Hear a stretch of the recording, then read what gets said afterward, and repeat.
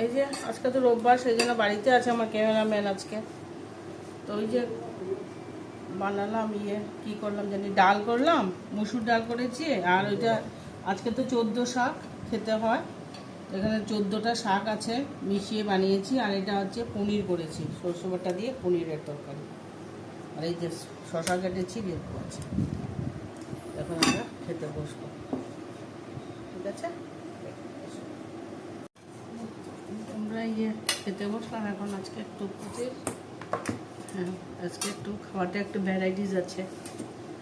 আজকে ভাত করলাম, আর লুচি খাবে ডাল দিয়ে, দিয়ে কুমড়ো দিয়ে। এটা পনির করেছি একটু।